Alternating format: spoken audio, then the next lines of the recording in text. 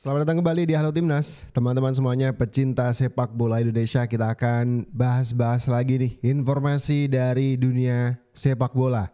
Ada informasi apa saja? Langsung saja ke informasi pertama. Kita tonton bersama-sama informasinya. Di sini yang udah gak sabar ngelihat Pak Kumis, Sandy Walsh ketemu CR7. Ayo, sebelum gue lanjut, bantu follow gue dulu yuk. Hilangin tanda tambah sebelah, dipencet, di follow yuk. Sikat. Jadi Pak Kumis sama teman-temannya Yokohama Marinos udah di pesawat menuju Arab Saudi untuk melangsungkan pertandingan babak knockout AFC Champions Elite melawan klubnya CR7 yaitu Al Nassr. Pertandingan akan diselenggarakan tanggal 27 April dini hari waktu Indonesia Barat. Ini dia nih, jam setengah 3 pagi. Yokohama Marinos di grup East atau di grup Timur berada di puncak klasmen di AFC Champions Elite.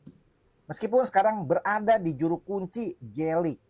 Sedangkan Al Nassr berada di peringkat ketiga Saudi League dan juga berada di posisi ketiga klasmen AFC Champions Elite di wilayah barat.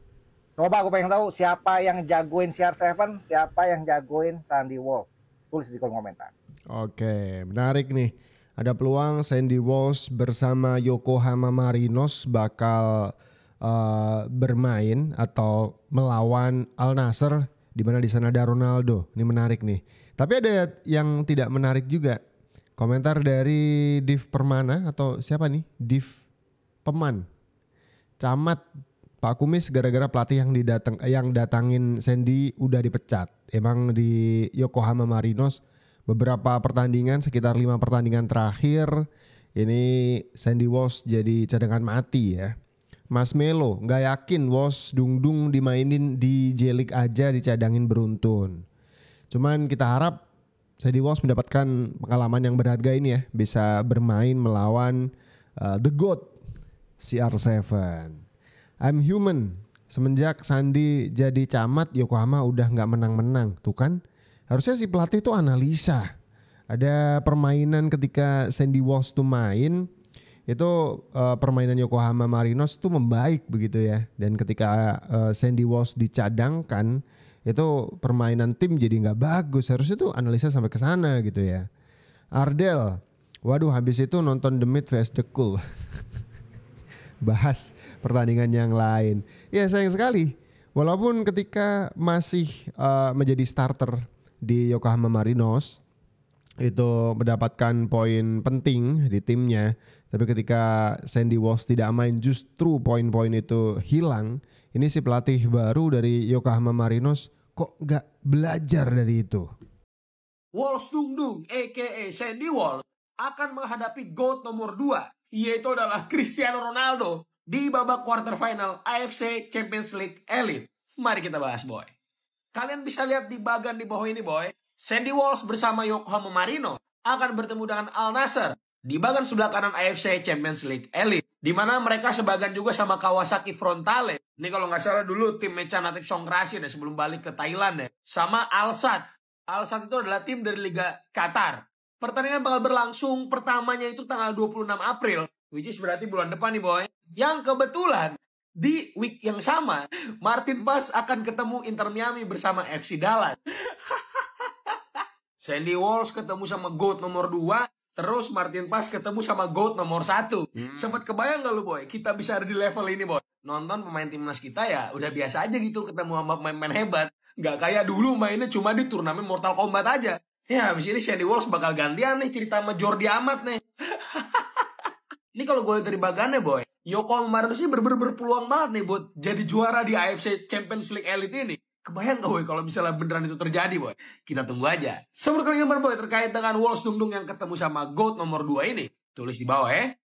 Yang bikin bingung bukan hasil, tapi kenapa Sandy Walsh malah disingkirin. Yokohama Marinos, klub yang dulu disegani, sekarang malah ngambil keputusan kayak lagi main sweet bukan strategi. 5 laga, Sandy Walsh cuma nonton, padahal kualitas dia udah lebih dari cukup buat jadi andalan, bukan pelengkap tontonan. Dicadangkan terus, lo kira dia bawa petaka, padahal mainnya rapi, disiplin, dan tahu cara jaga area. Awal musim dikasih menit, performanya oke, tapi entah kenapa, tiba-tiba bangkunya jadi rumah kedua yang gak ada AC. Lawan Tokyo Verdy sampai Shimizu, hasilnya ambiar semua. semua, tapi pelatihnya masih aja keras kepala kayak nggak bisa baca angka. Back kebobolan banyak, tapi yang dicoret justru yang ngerti bertahan. Ini bukan sepak bola modern, ini kayak nonton drama Jepang, edisi kehilangan peran. Sandi nggak cedera, nggak kena kartu, nggak bikin ulah, tapi klubnya kayak pura-pura nggak lihat kualitas yang dia bawa. Lo butuh stabilitas di belakang, ya dia jawabannya, tapi malah disimpan. Yokohama sekarang bukan cuma kalah skor, tapi juga kalah akal, kalah arah, dan kalah dalam mengatur roster. Sandy Walsh bukan Messi, tapi jelas bukan figuran. Dia pemain timnas, bukan sekedar pelengkap latihan. Jadi Marinos, coba pikir pakai logika, bukan ego, bukan coba-coba. Kalau terus begini, jangan salahkan fans kalau mulai bilang pantas di dasar klasemen, wong yang bagus malah dibuang. Pantes ya. Ada komentar dari Aji, Liga Jepang anti pemain ASEAN. Apakah benar? Coba ada yang balas nih. Kenapa pemain Thailand pada gacor sebelum datangnya Sandi? Hayo, sausin. Kecuali Terasil Dangda. Jadi nggak valid ya. Ada Gumaya. Lagian main ke Jepang. Udah bukan rahasia umum kalau pemain luar Jepang, kalau asalnya dari negara Asia, itu bakal dicadangin. Makanya banyak yang berpendapat kalau mereka itu nggak suka ya sama pemain ASEAN, kualitasnya tuh selalu dipandang sebelah mata.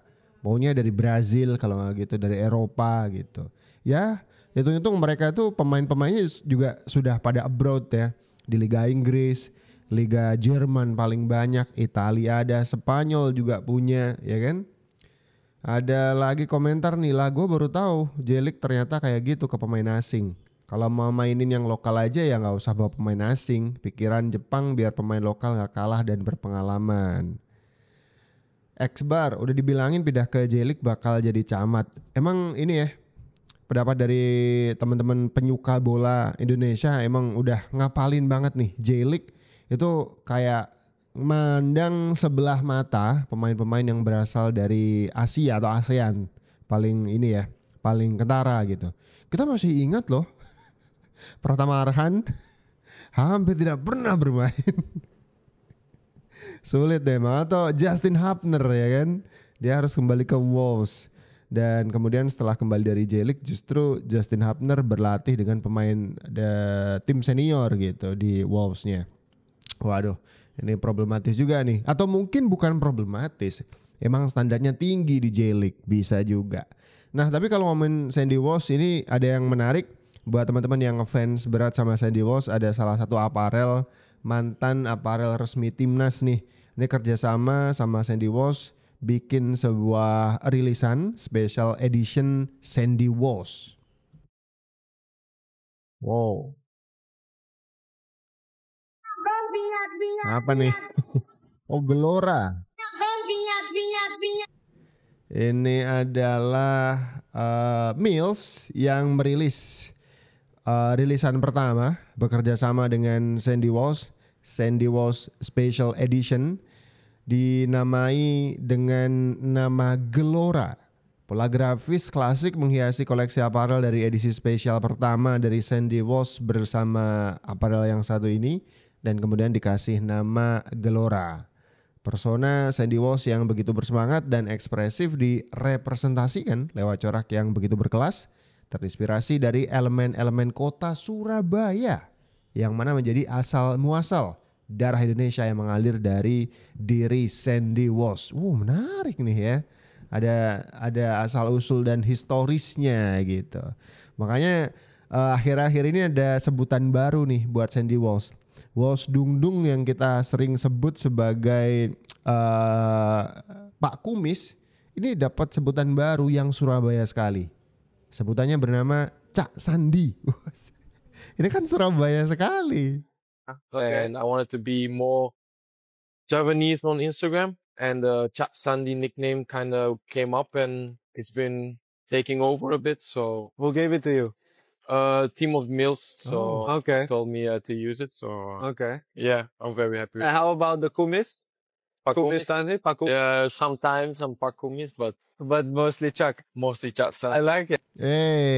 Ternyata Sandy Walsh lebih suka dipanggil dengan panggilan Cak Sandi daripada panggilan Pak Kumis, karena itu lebih lebih historical gitu.